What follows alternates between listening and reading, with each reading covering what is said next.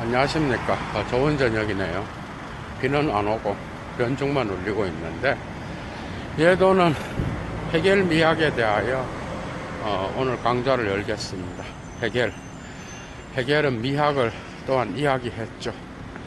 정신현상학에서도 주로 나타나고, 엔치클로페디라고 하는 백과사전에서도 미학이 나타나고 있으며, 그의 미학 강의에서 주로 구체적으로 나타난다고 볼 수 있습니다. 그죠? 그러니까 해겔은 미학을 이념으로 봅니다. 이념은 참다운 형식으로서, 이념은 보편자의 어떤 그 절대 정신의, 그죠?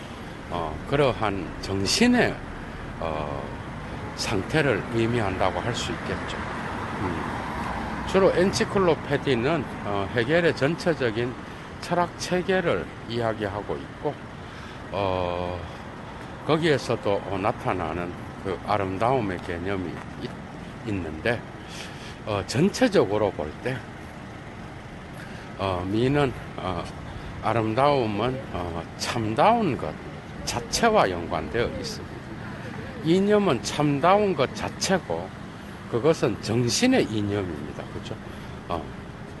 정신의 이념은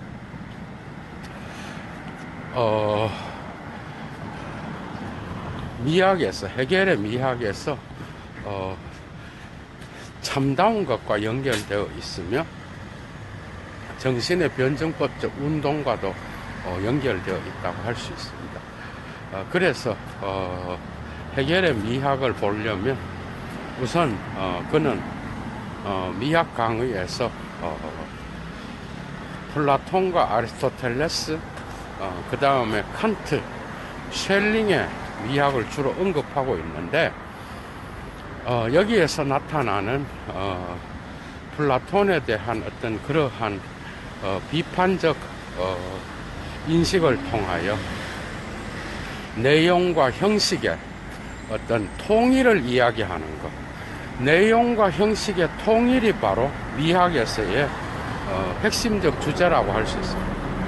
그러니까 해겔한테서의 미학의 개념은 철저하게 내용과 형식은 뭔가 하면은 자연미와 예술미를 나누는데, 자연미라고 하는 거는 우리가 자연 속에서 획득할 수 있는 어떤 규칙성이라든지 대칭성이라고 하든지, 그 다음에 또 모양이라든지 이런 것들이 어떻게 조화를 이루고 있는지, 이런 것들을 자연미에서 획득할 수가 있습니다.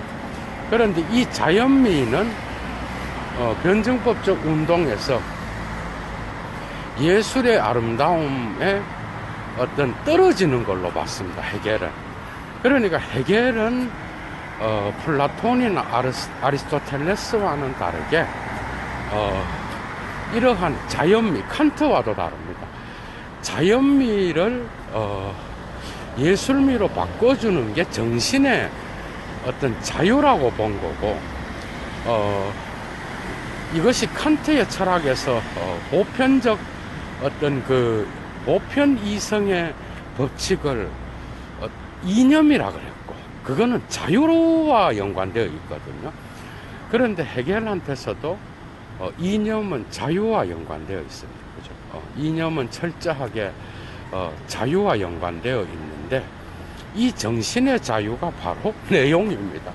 그러니까 예술가들의 어떤 작품은 예술가들의 혼이 들어가 있는 그러한 내용이 들어가 있으며, 이 내용에 의해서 어떤 그 예술 작품 안에 나타나는 그러한 대칭, 선, 그 다음에 음양, 또 모양, 그 다음에 붓이라든지 또 조각의 어떤 그 홈, 이런 것들이 결정되는데, 이런 것들은 단지 예술의 형식에 불과한 거죠.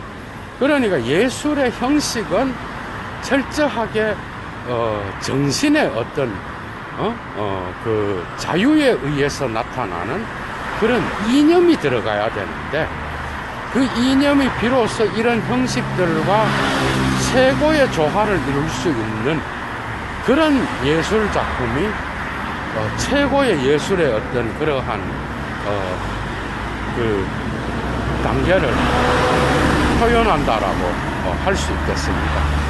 플라톤은 주로 그 자기의 어떤 그러한 예술을 이온이라고 하는 작품에서 탁월하게 묘사합니다. 그죠? 이온이라는 작품, 또 그 다음에 향연, 국가, 소피스트, 법률, 이런 작품들에서 다 아름다움을 언급하고 있는데, 이 아름다움은 이데아의 어떤 하나의 모방으로서, 미메시스로서 언급된다라고 할 수 있겠죠. 그러니까 이데아의 세계가 따로 있고, 그 다음에 이 현실 세계를 이데아의 어떤 모상으로 봤죠. 그죠? 이 모상을 다시 모방하는 것을 예술의 어떤 그런 형식으로 봤는데, 그 예술의 형식은 모방의 모방, 그죠? 모방의 모방으로 갖고 가고 있다라는 거. 이 미메시스 이론이 아리스토텔레스로 또 다시 넘어가는 거죠. 그죠? 그러니까 미메시스라고 하는 거는 플라톤에게서 모방은 이데아에 대한 참여, 또 호모이오시스라고 이데아를 비슷하게 그려내는 동일성, 동종성, 그 다음에 또 유사성, 참여, 이런 개념이 있습니다. 그러니까 이데아의 어떤 그 모상이 이데아의 어떤 원형이 있고, 그죠? 에이도스가 있고, 이 에이도스를 우리가 인식하는 게 아름다움이라고 말을 하고 있는 겁니다. 그러니까 헬라어로 토칼론이라고 하는 이 아름다움은 뜻이 적절하게 알맞다, 이런 뜻이 있어요. 그러니까 아름다움의 개념은 그리스 철학에서 이미 적절하게 알맞음, 작용하기에 적절함, 이런 뜻을 갖고 있어. 그러니까 토칼론이라고 하는 이 아름다움은 모든 곳에서, 그죠? 예를 들어 얘도가 지금 나무를 보고 있죠. 그런데 이 나무의 배후에 있는 에이도스가 있다는 거죠. 있죠. 형상이 있죠. 그래서 이 형상을 진료로부터 구분해낼 수 있는 그 능력을 바로 아름다움이라고 말하고 있는 겁니다. 그래서 예술은 모방의 모방으로서 이데아의 세계에 참여하는 것이기 때문에, 이러한 예술은 모방의 모방으로서 이데아의 세계를 볼 수 있는 철학자들의 이러한 세계를 혼란시키고, 그죠? 또 추방되어야 할 그러한 예술가들의 어떤 그 국가나 어떤 공동체를 잘못된 어떤 그러한 실체로 보게 만들고, 유혹을 해서 인간들을 유혹에 빠뜨리는 그러한 어떤 그 미학으로 봤다라. 그런데 이런 미학은 철저하게 아리스토텔레스한테서 교훈적으로 다가설 수 있는 것은 다른 것이 아니라 이 이데아의 어떤 원형에 이 아름다움이 참여하기 때문에, 그죠? 참여하기 때문에 우리는 이 그 예술가들의 어떤 교육도 중요하다고 봤다라는 겁니다. 그러니까 플라톤한테서의 예술은 첫째 시예술이 있어요. 시인들이 예술가고, 두 번째는 음유 시인이 있어요. 음악가, 음악을 하는 사람. 그 다음에 세 번째가 그림을 그리고 조각을 하는 사람. 이 모든 자들이 다 이데아의 세계에 세계를 모방한 이 현실계를, 그죠? 현상계를 또다시 모방하는 그러한 자들로 봤다라는 거. 그러니까 모방의 모방으로서 예술가들의 어떤 이러한 역할을 플라톤은 철저하게 배격하는 듯한 그러한 인상을 갖고 예술을 배척해야 되는 어떤 대상으로서도 인식하고 있지만, 이러한 예술가의 어떤 역할이 소중한 것은 바로 이데아의 세계에 참여함으로써 그것이 덕과 선과 연결될 때에 진정한 교육을 할 수 있는 하나의 부수적인 그러한 기능으로서 변할 수 있다라고 하는 이런 관점에서 예술을 소중히 여겼다는 겁니다. 그러나 철학에서 플라톤의 미학이 중요한 이유는 이 형상이론이라든지 그 다음에 이 세계의 다양한 시간의 질서 속에서도 변하지 않는 그러한 에이도스를 찾아내는, 그래서 거기에서 이데아의 세계를 이야기하는, 그죠? 독특한, 그러니까 변화하는 것 배후에는 변하지 않는 그러한 영원한 아름다운 것이 있다라고 본 겁니다. 그러니까 아름다움이라고 하는 것은 적절하게 알맞아야 되고, 그리고 모든 인간에게 그것이 소용될 수 있어야 된다. 그래서 플라톤은 테크네를 이야기하는데, 테크네는 오늘날 그리스 테크놀로지 기술이 여기서 왔는데, 오늘날의 과학 기술은 플라톤이 사용했던 테크네의 개념하고는 완전히 다릅니다. 테크네에는 타고난 테크네가 있고 창조적 테크네가 있어요. 타고난 테크네는 우리가 타고나면서 갖고 있는 소질이나 재능을 이야기하고, 그 다음에 이 재능을 가지고 창조력을 발휘해서 무엇인가를 모방하는, 그죠? 모방을 또다시 모방하는 그러한 기술을 가진 자들을 플라톤은 예술가들이라고 봤다는 겁니다. 그렇기 때문에 시인이든 음유 시인이든 그 다음에 노래를 부르고 또 건축을 하고, 그죠? 작품을 만들고 조각을 하고, 이 모든 것들이 이데아의 어떤 그 형상을 다시 모방함으로써, 그죠? 적절하게 테크네를 창조적으로 사용할 수 있는 그런 예술가적 재능을 가진 자들을 이야기하는데, 이들은 결코 그 이데아에 참여하기는 하지만 그 참여가 상당히 이데아 자체를 인식할 수 있는 철학자의 노예인의 인식을 갖지 못하고, 단지 아이스테스타이라고 하는 이 세계의 현상계를 눈으로 보는 그러한 감각적인 것을 인식하는 것보다 더 떨어지는 추측의 단계, 에이캐논이라 그래서 추측의 단계에 4개의 단계가 있습니다. 인식을 이야기할 때 그리스어에서는 4개의 단계가 있는데, 가장 높은 게 노예인이고, 3번째가 아이스테스타이고, 4번째가 에이캐논입니다. 이 가장 뒤떨어지는 추측의 단계, 이러한 인식을 사용하는 자를 플라톤은 예술의 어떤 그 모방의 모방으로서 표현하고 있다라는 겁니다. 그죠? 그러니까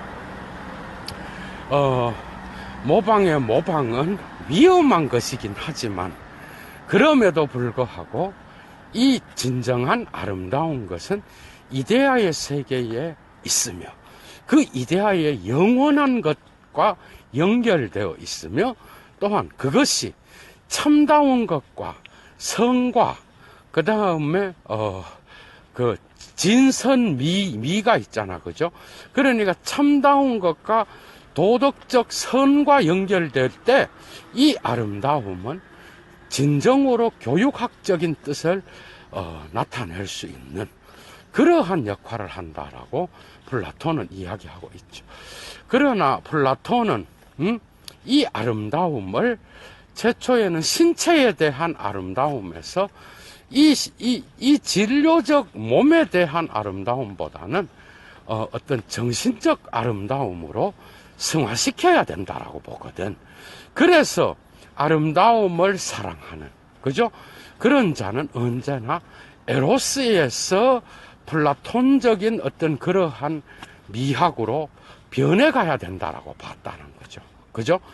그러니까 신체에 대한 사랑으로부터 보이지 않는 정신에 대한 그 형상이 남아있는 영원한 것에 대한 사랑, 그리고 제도에 대한 사랑, 그 다음에 교육에 대한 사랑, 이런 방식으로 플라톤적인 어떤 사랑이 정신적인 것으로 승화돼야 된다라고 봤다라는 거예요. 이게 플라톤 철학의 어떤 독특한 의미라고 볼 수 있습니다. 그죠? 그래서 오늘날도 우리는 플라톤적인 사랑을 이야기하고 플라톤적인 어떤 예술을 이야기하고 아름다움을 이야기할 때가 상당히 많다라는 거예요. 이 모든 것에서 플라톤은 특히 또 예술가들의 어떤 부정적인 기능을 또 계속 언급하는데, 특히 비극과 희극 시인들 있죠. 이런 시인들은 사람을 과도하게 웃게 만들고 과도하게 울게 만듦으로써 국가에서 올바른 질서를 해칠 수 있기 때문에 이런 것들은 또한 교육에서 제외시켜야 된다라고 이야기하기도 하며, 시인은 과도한 감각을 자극해서 국가의 질서를 또 어지럽히기 때문에 이런 미학을 하는 자들을 추방해야 되고 국가의 경계에 세워야 된다라고 말하고 있다라는 겁니다.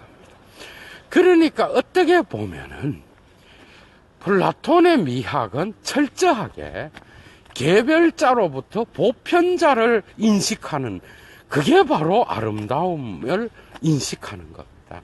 그러니까 헤겔이 볼 때는 이러한 플라톤의 보편자로부터, 그죠? 보편자로부터 개별자로부터 구체적인 어떤 사물로부터 보편적 에이도스를 끌어내는 이런 것은 형식적인 거기 때문에 자연미에만 속한다. 그래서 인간의 자유에 대한 그 정신을 통하여 예술 작품에서 드러나는 예술가의 혼이나 그 다음에 그 예술 작품을 관람하는 인간의 어떤 관람자의 혼, 영혼, 정신, 이 내용이 삭제되어 있다라고 본 겁니다. 그죠? 그래서 헤겔은 플라톤을 내용 없는 형식을 강조하는 예술이라고 비판하고 있다라는 거죠. 그 다음에 또 두 번째 유형은 아리스토텔레스의 어떤 시학에서 나타납니다.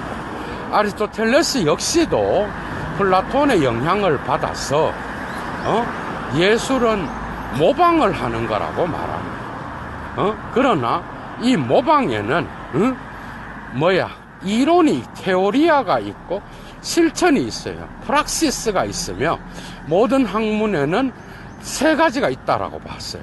그리고 네 번째는 포이에시스, 생산하는 그런 게 있는데, 세 번째, 이론과 실천을 넘어 생산하는 학문을 예술이라고 봤고, 이 예술이 바로 모방의 기술을 최대한 활용할 수 있는 미메시스 이론이라고 아리스토텔레스도 이야기한다는 거죠.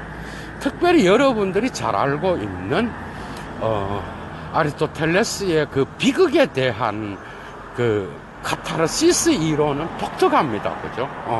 그러니까 플라톤은 어떤 시인들의 그 노래나 이런 것들이 인간의 감성을 자극해서 올바른 합리적 판단을 내릴 수 없게 만든다 그래서 이런 것들을 배제시켜야 된다라고 봤는데, 배제시켜야 된다라고 봤는데, 아리스토텔레스는 이것을 조금 더 시학에서 발전시킵니다.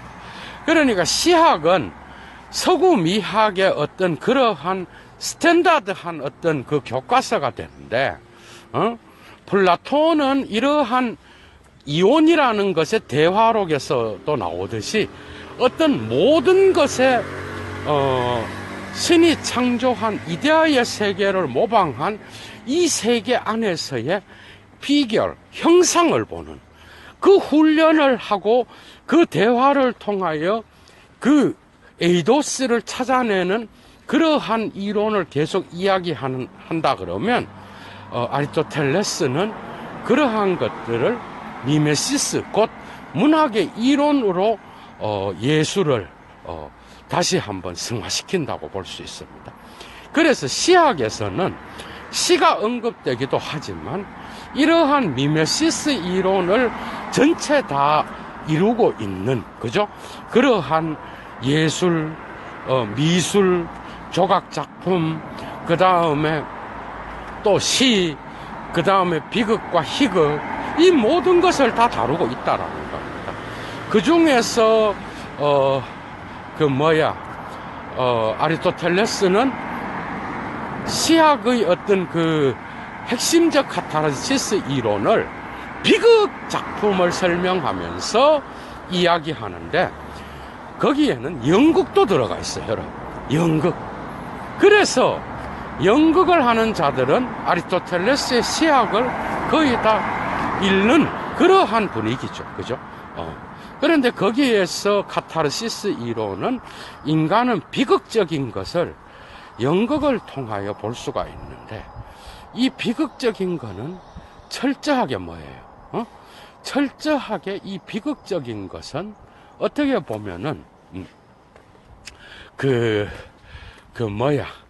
거리를 두고 우리가 관람을 하잖아. 영화를 보든 연극을 보든 우리는 등장인물들이 비극을 표현을 할 때 슬픔과 살인과 그 다음에 거기에서 나오는 연민과 공포를 우리는 경험합니다. 그죠?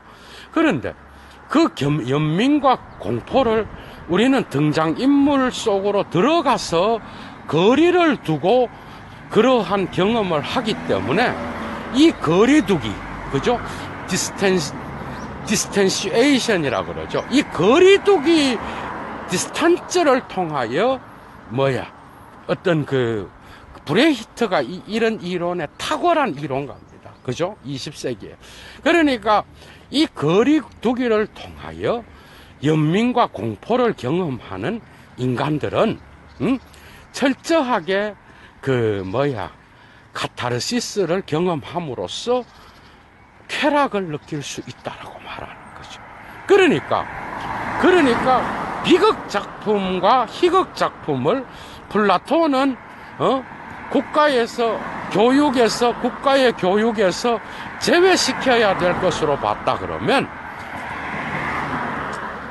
아리스토텔레스는 이러한 비극 작품이 오히려 인간의 어떤 그러한 비애나 연민이나 이런 것들을 간접적으로 경험하게 함으로써 또 다른 쾌락을 인간에게 줄 수 있는 도구로 봤다라는 거야. 긍정적으로.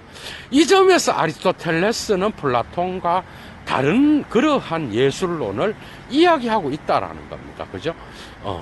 그래서 플라톤은 이러한 자기의 어떤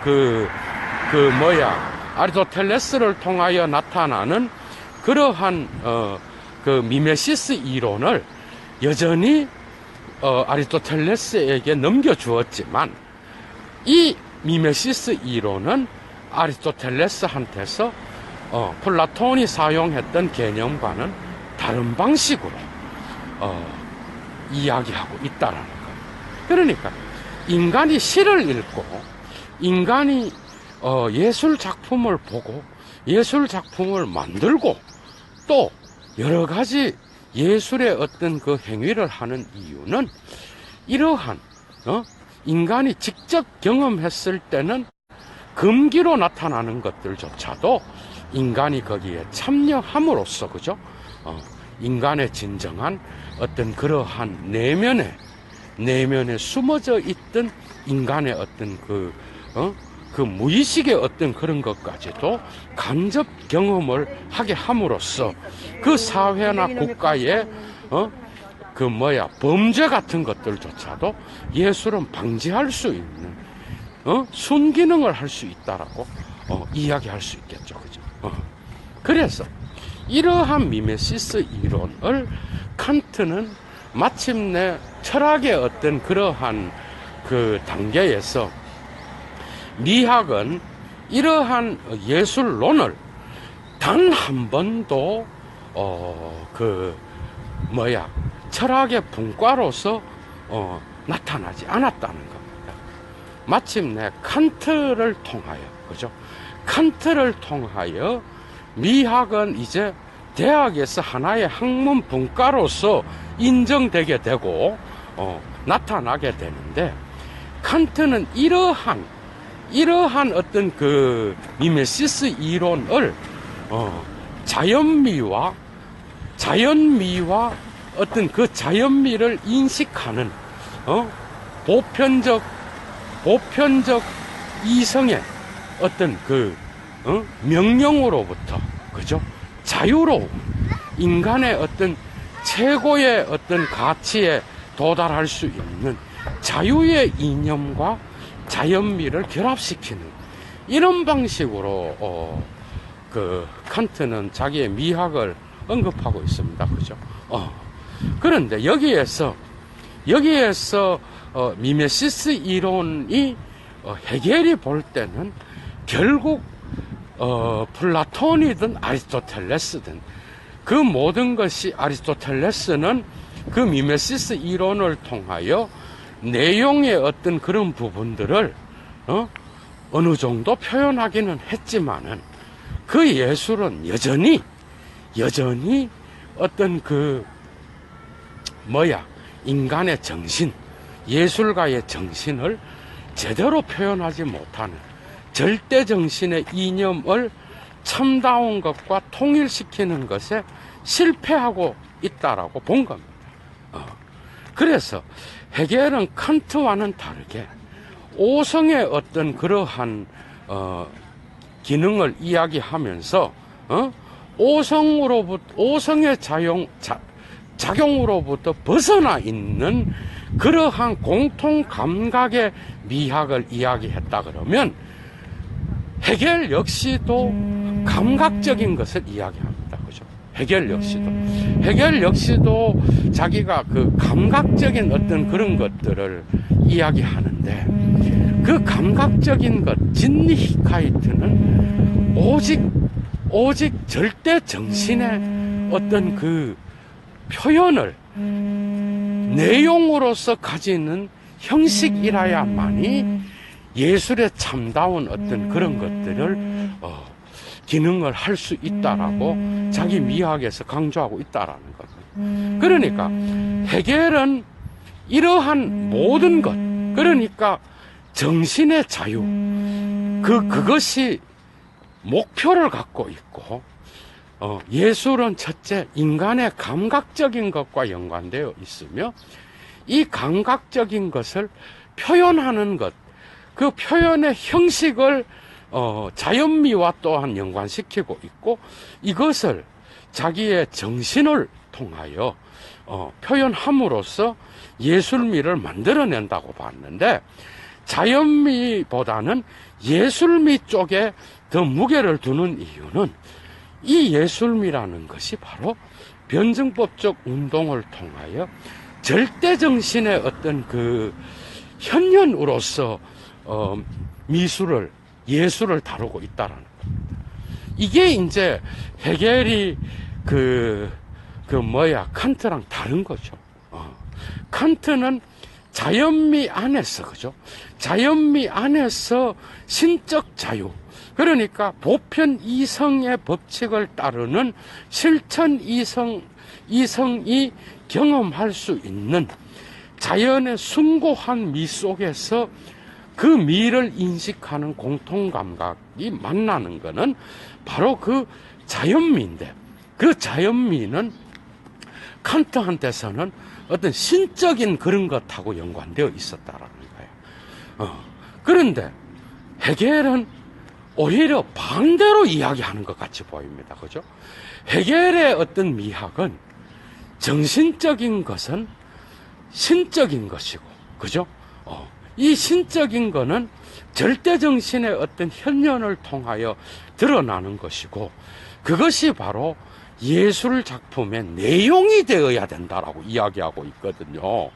그러니까 인간의 감각적인 것이 바로 미를 갖다가 인식할 수 있는, 아름다움을 인식할 수 있는 최고의 어떤 그러한 기관인데, 인간이 갖고 있는. 그러나 예술의 목표는 절대정신의 현현입니다. 이해가 됐어요? 이게 바로 이 절대정신이 내용이고, 다른 모든 대칭적인 것, 자연 속에서 나타나는 모든 것, 그런 것들을 예술의 기법으로서 표현하는 예술가의 모든 테크닉은 헤겔한테서는 형식적입니다. 예술의 형식에 들어간다고. 예술의 형식에 들어가고, 예술의 내용은 철저하게 저거와 관계되어 있다라는 거죠. 내용은 철저하게 그 형식을 채우는 그 내용은 정신의 어떤 그러한 자유의 이념을 통하여 예술가의 혼을 이야기할 수 있는. 그러니까 예술가의 정신이 들어가 있지 않는 모든 작품은 바로 아무런 쓸모가 없는 그런 작품이 되는 거죠. 칸트랑은 다른 것이, 그 정신이 바로 예술가의 정신을 표현하는 것 같기도 하지만, 결국은 이것이 절대정신의 현현으로서 표현되고 절대자의 현현입니다. 그러니까 모든 예술가는 절대자의 정신을 대신 실현하는 그런 자로서 나타나고 있다라는 거예요. 그래서 헤겔은 헤겔은 자기의 그 정신현상학에서 예술 종교를 표상의 단계로 놓고 그것을 절대정신의 어떤 그 자리에 놓았던 것은 바로 이러한 어떤 그 헤겔의 예술 철학의 어떤 그 근본적인 내용을 우리가 이미 정신현상학에서도 파악할 수 있다라는 거. 그죠? 예술의 단계.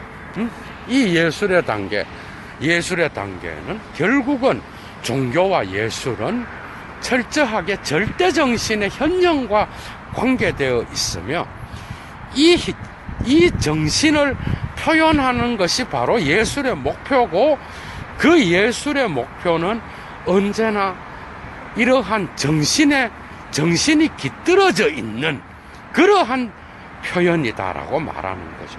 우리는 헤겔로부터 많은 걸 배울 수 있습니다. 그렇죠?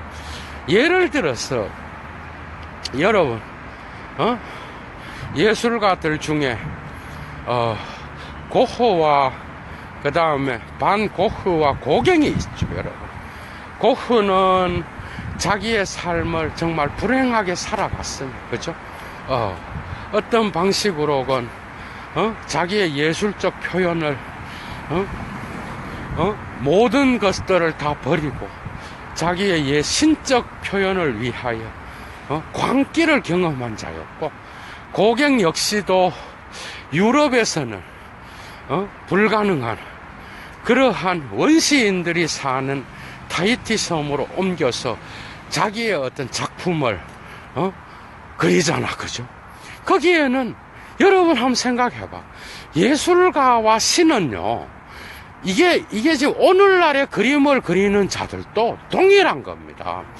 예술가는 모든 시대의 예술가는 신적인 기운과 연관되어 있는 자들이었습니다. 그죠? 거기에서 많은 사람들이 이런 종교를 비판하고 비난하고, 그래서 종교의 어떤 그러한 부작용을 이야기하면서 무신론을 이야기하는 자들은 이러한 종교의 모든 기능을 전부 다 알 수 없는 자들이라고 볼 수 있겠죠. 그러니까 모든 전통에 있어서의 예술 작품은 언제나 신적인 것하고 연관되어 있었고, 여기서 신적이라는 거는 그게 종교에서 말하는 그러한 성령에 대한 체험, 굳이 그게 아니더라도 예술가는 자기 정신 세계에서 나오지 않는 자기 바깥에 있는 어떤 신적인 광기와 연관이 있는 자들이었다는 거죠. 그것을 고갱은 유럽에서는 경험하지 못한다고 본 겁니다. 그래서 원초적인 원시인들의 땅이었던 문화가 아직까지 덜 오염시킨 자연 상태의 그 자체를 경험하기 위하여 그는 섬으로 가는 거죠. 그죠? 거기에서 그는 무한한 자유를 경험하게 되는 거죠. 헤겔이나 칸트 철학과 일치하는 겁니다. 이런 부분들은. 그죠? 그래서 그는 자기의 예술의 혼과 정신을 따라서 자기의 모든 실존의 부와 그 다음에 실존의 모든 불편함을 다 감수하고 모든 안락한 이러한 문명세계를 버리고 자연세계를 향하여 달려나간다는 겁니다.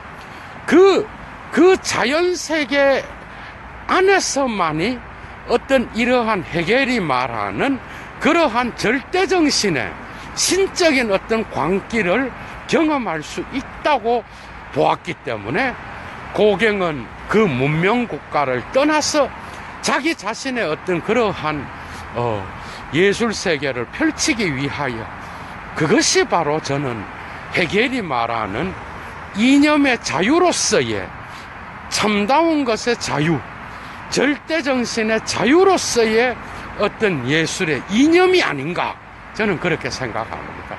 그러니까 그 정신을 표현하기 위하여 그는 문명세계에서는 방해가 된다고 생각한 거야. 그죠? 고갱은 철저한 그런 것에서는 결코 예술의 어떤 그 형식조차도 제대로 표현할 수 없다라고 본 겁니다. 그러니까 예술가는 헤겔이 어떤 소설을 쓴 게 아니라는 거야. 신의 정신이 깃들어 있는 모든 작품에는 그 예술가의 정신이 깃들어 있다라고 말할 수 있지만, 그 예술가의 정신은 결코 자기로부터 경험되는 게 아니라는 거죠. 예술가의 모든 경험은 영감이 있는 거죠. 그죠? 그 영감은 지 대가리에서 나오는 게 아니라고. 영감은 그러니까 영감을 아인슈타인은 어떻게 설명해? 아인슈타인은 물리학자였지만은 99%의 땀과 1%의 영감이라 그랬잖아. 자기 대가리에서 나오는 게 아닙니다. 예술가가 예술의 혼을 표현하기 위하여 자기의 실존을 버리는 거는 아인슈타인의 땀과 일치할 수 있는 거예요. 고갱이 과감하게 타히티 섬에서 병에 걸려서 다 죽어갈 그런 상황에까지 놓여 있었지만, 그는 유럽으로 결코 유럽에서는 자기의 그 문명세계에서는 자기의 예술세계를 경험하지 못했습니다. 그래서 그는 과감하게 모든 걸 다 버리고, 그죠? 떠나는 거죠. 그러니까 노력하는 자에게 영감이 오는 거예요. 그러니까 예술가 역시도 그 혼을, 자기의 실존을, 문명세계의 혜택을 버리고 그 예술가의 혼, 자유의 이념을 최고로 경험할 수 있는 그러한 어떤 그 절대 정신의 현현을 경험할 수 있는, 그죠?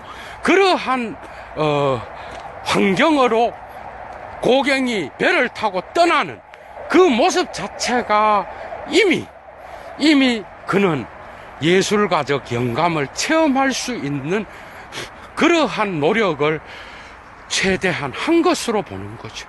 위대한 예술가는 이런 자들입니다. 그러니까 위대한 예술을 표현하기 위하여 자기의 실존의 그러한 고통과 죽음과 병과 질병과 이런 모든 것들을 다 감수하고 자기의 예술 세계를 표현하기 위하여 과감하게 그 예술의 혼과 만날 수 있는 장소로 옮겨 다니는 자들, 이런 자들이 다 예술가들입니다, 여러분. 그래서 예술가는, 교만한 자는 예술가가 아닙니다. 그림을 그린다고 다 예술가가 아니고, 그죠? 조각을 한다고 다 예술가가 아닙니다. 예술가는 자기 자신으로부터 영감이 온다고 생각해서는 결코 그는 예술가가 될 수가 없어요. 모든 예술가는 영감을 받는 자요. 이러한 영감은 자기 대가리 안에서부터 오는 게 아니라 바깥에서부터 오는 정신의 어떤 현현, 그러니까 영어도 인스피레이션이잖아. 인스피리렌이라고. 정신이, 절대 정신이 그 예술가의 머릿속으로 침입하여 들어가는, 그게 바로 영감이에요. 그러니까 영감을 받는다라는 거는, 예술가가 자기 머리를 의존하는 자는 상당히 하수죠. 교만한 자입니다. 이런 자의 예술은 결코 위대한 어떤 작품을 만들어낼 수가 없는 자예요. 예술가는 언제나 그래서 자연과 가까이 하는 자요. 이 세계의 자연미와 가까이 하는 자요. 신적 기운을 느낄 수 있는 자요. 이러한 모든 것들을 느끼기 위하여 자기의 모든 것들을 버리고, 그죠? 버리고 그 신적 기운을 느낄 수 있는 자연 환경을 찾아 떠날 수 있는, 예를 들면 고갱과 같이 그렇게 신적 광기를 경험할 수 있는, 그래서 원색적인 이념의 자유를 경험할 수 있는 그래서 참다운 인간의 본질을 경험하고, 그죠?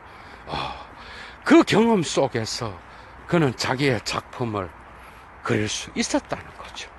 그 가운데서 그는 질병을 얻었고, 그 질병 가운데에서 고투했고, 마지막까지, 그죠? 고투하다가 자기의 마지막을 경험하고,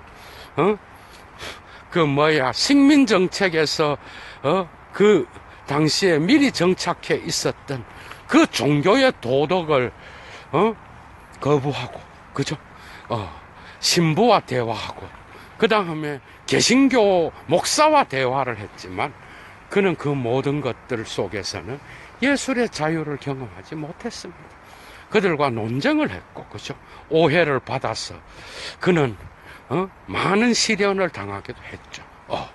그런 관점에서 헤겔의 이 철학자의 대가로서의 이러한 정신의 내용, 이런 것들을 예술가의 그 예술가의 혼은 자기 것이 아니라 바깥에서부터 자기 안으로 투입된 영감이라고 하는 거, 그죠? 이것이 바로 작품의 내용 속에 깃들어져 있지 않다면 그 예술 작품은 죽은 것이죠. 그 정신의 영감에 생명력이 들어가 있는 그런 작품이야말로 위대한 작품으로 표현될 수 있다는 겁니다. 그런데 오늘날 예술가들의 작품이 과연 이러한 겸손한 자세로 자신의 예술 작품을 하는 자들도 있겠지만, 모든 것이 자기 머릿속에서 나온다라고 이야기하는 그런 자들도 나는 많이 봤습니다. 코미디죠. 코미디? 자기 인간의 개인의 머릿속에서 뭐가 나와? 뭐가 경험이 돼요, 그게? 예술가는 언제나 바깥으로부터 내용을 받으려고. 그죠? 그러한 절대자에 대한, 예술의 혼을 가진 절대자에 대한 그러한 어떤 겸손한 마음, 이런 것이 있는 자만이 위대한 예술을 할 수 있는 자입니다. 그 절대자는 바깥에 있는 어떤 하나님, 이래 말할 수는 없지만 뭔가 바깥에서 들어오는 거예요, 여러분. 신이 창조한, 신을 거부하는 무신론적 예술가라도 바깥에서 창조한 이러한 신의 형상이 없이는, 그죠? 이런 창조된 것에 대한 그러한 그저 보고 그저 이렇게 경험할 수 있는 그러한 이 세계에 이러한 자연미가 없이는 어떤 예술도 창조될 수가 없는 거죠. 그럼에도 불구하고 정말 설익은 예술가들이 모든 작품을 자기의 머릿속에서 나온다라고 착각하는 겁니다. 다 전부 다가 바깥에서 들어오는 겁니다. 고수일수록 이러한 영감, 그죠? 예술가적 혼, 영감, 이런 것들을 경험함으로써 그가 바로 자기의 어떤 그러한 위대한 작품을 창조하는, 그래서 보는 자로 하여금, 그게 왜 위대한 작품이야? 보는 자로 하여금 그 인간 안에 있는 내면에 깊숙한 그 정신을 끌어올리거든. 그러니까 그 작품을 보고 또 예술가가 경험했던 그러한 정신이 관람자에게서도 동일하게 다른 방식으로 경험되거든요. 인간은 그래서 돈만 갖고는 살 수 없는 겁니다. 아무리 자본주의 사회에서 연속극을 보고 모든 맛난 음식을 다 먹을 수 있고 자기가 모든 걸 다 할 수 있어도 인간은 결코 이런 것만 갖고는 살 수 없는 겁니다. 그래서 시도 읽고 작품도 읽고 보고 그럼으로써 내 안에 있는 그러한 영적 기운들을 또다시 카타르시스를 통하여 경험함으로써 자기 자신의 어떤 그러한 내적 어떤 양식을 얻어야 인간은 살아가는 겁니다. 그래서 오늘날도 많은 사람들은 자기의 어떤 그 취미 생활을 다른 방식으로 하려고 하고 수동적으로 그냥 TV만 보고 자기의 그 모든 것들을 시간을 보내는 그런 자들이 많이 또 예술계의 어떤 그러한 작품들을 통하여 자기의 영적인 어떤 삶을 다시 한번 해고하는 그런 자들도 많아지는 이유가 이런 거에 있는 거예요. 인간은 결코 그런 걱정으로부터 벗어나서 행복해지는 게 아닙니다. 인간은 영적인 존재입니다, 여러분. 그것을 헤겔은 가르쳐 주는 거예요. 그 정신이 표현되지 않는 작품은 예술 작품이 아니라고 헤겔은 봤으며, 그 정신의 현현이 바로 절대 정신의 현현으로서의 그 모든 예술 작품 안에 표현되어 있다라고 헤겔은 생각했다라는 겁니다. 그죠? 그래서 이러한 형상만을, 나무를 보고 집을 보고 그 형상의 아름다움을 알맞게 잡아내는 이런 톡칼론만이 아름다움이 아니라 그 형식 속에 절대 정신이 어떤 바깥에서 들어오는 정신, 예술가를 통하여 표현된 그 정신의 내용을 함께 통일시켜야만이 인간의 미학이 완성된다라고 보았던 이 헤겔 미학은 다양한 예술가들의 작품이나 예술가들의 실존에 적용될 수 있는 그러한 미학이라고 볼 수 있겠죠. 그죠? 그래서 오늘 예도가 헤겔의 미학을 고갱의 어떤 그러한 삶, 그 다음에 그의 자유의 이념을 경험하기 위하여 이 문명 세계를 떠나서 인간의 원형이 숨어 있는 그러한 섬에 문명이 없는, 문명이 덜 발달한 그런 섬으로 가서 그 원시인들과 살면서, 그죠? 그 삶으로부터 나오는, 또 그 삶 속에서 자연과 어우러진, 그죠? 그러한 것들을 경험하면서 자기의 예술 세계를 표현했다는 거예요. 거기에는 무수한 고통과 시련과 아픔과 질병과 죽음, 그러한 모든 것들을 감수한 예술가의 실존적 용기가 필요했다라는 거. 그것은 바로 헤겔의 이러한 미학을 기가 막히게 고경과 연결시킬 수 있는 이유가 바로 거기에 있는 것이 아닌가. 예도는 그렇게 생각합니다. 좋은 시간 되었을 줄로 믿고 예도는 물러가겠습니다. 좋은 하루 되시고 이 강좌 마치겠습니다.